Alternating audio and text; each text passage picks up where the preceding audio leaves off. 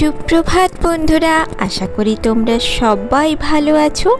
আবার একটা নতুন ভিডিওতে তোমাদের সকলকে স্বাগত।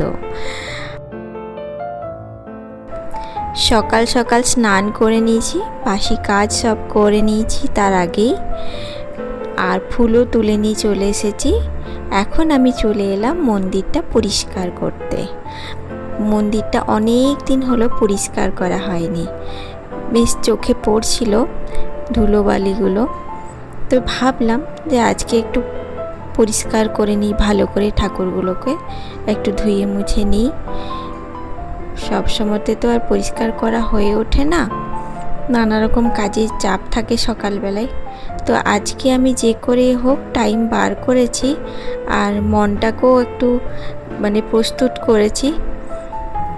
সেইভাবে আমি এসেছি যে ভালো করে আজকে মন্দিরটা পরিষ্কার করব।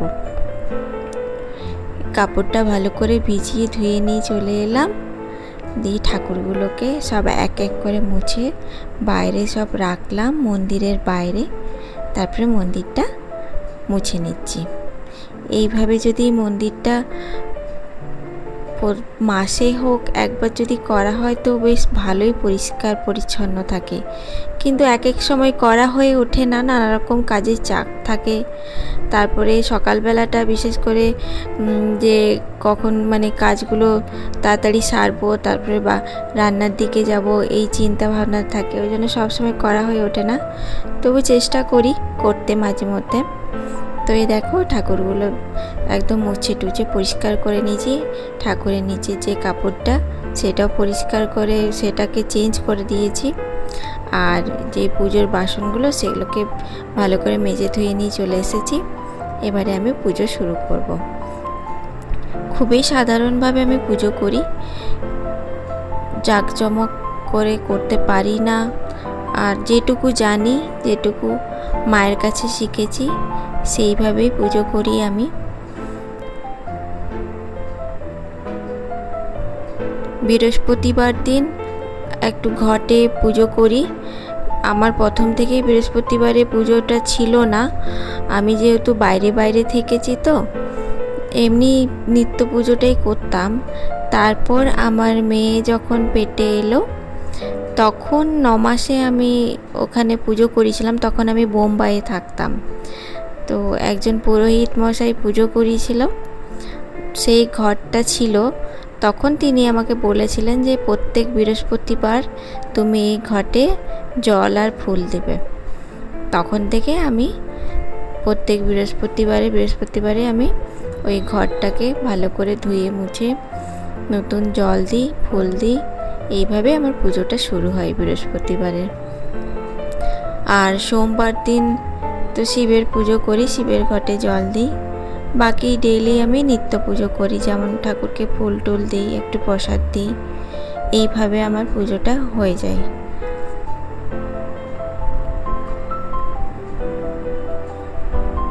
পুজো আমার হয়ে গেল।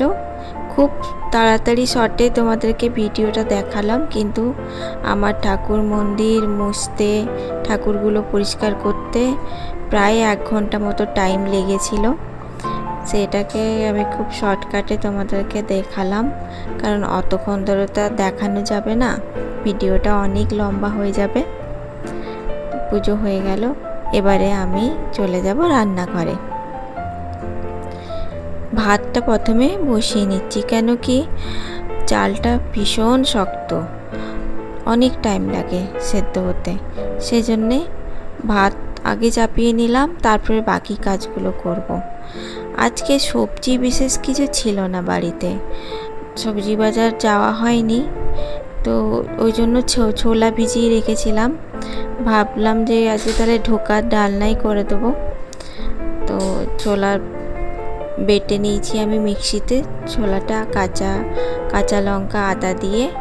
এবার আমি কড়াইয়ে তেল দিয়ে জিরে আর কালো জিরে আর লঙ্কা দিয়ে ছোলার ডালটা ভেজে নেব, আর একটু নুন আর একটু মিষ্টি দিয়ে দেব।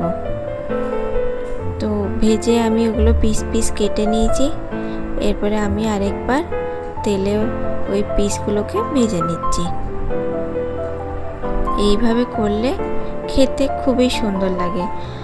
আর এটা আমি আমিষেই করব, নিরামিষ করব না।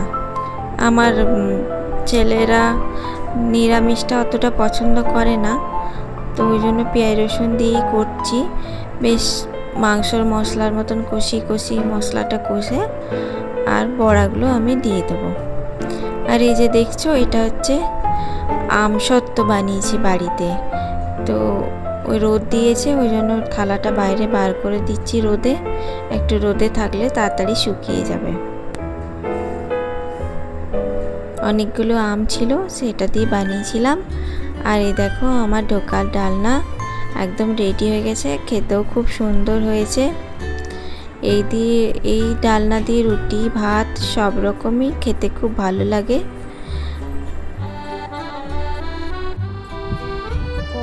আর বিকেল বেলাতে আমি বসেছি একটা বড় কাঁঠাল নিয়ে। আমার বড় দিদির বাড়িতে কাঁঠাল হয়েছে অনেকগুলো, তো তারই একটা আমাকে দিয়ে পাঠিয়েছে। এই দেখো কাঁঠালটা একদম পেকে একদম হয়ে গেছে, নরম হয়ে গেছে। ওটাকেই আমি এখন কাটলাম, এরপরে পিসগুলো বার করে নেব। বার করে আর ফ্রিজে রেখে দেবো, কারণ অত কাঁঠাল একদিন তো খাওয়া যাবে না। ফ্রিজে রেখে তারপরে বার করে খাবো। কাঁঠাল খেতে আমার ভালোই লাগে, বাস অতিরিক্ত খাওয়া চলবে না। একটু বেশি খাওয়া হয়ে গেলে তখন কীরকম করতে থাকে শরীরটা। নাহলে তো খাই আমি কাঁঠাল, আমার খুবই ভালো লাগে খেতে। পিসগুলো বেশ বড় বড় হয়েছে। একটি করে সব বার করে নিচ্ছি। এই দেখো কতগুলো পিস বেরিয়েছে।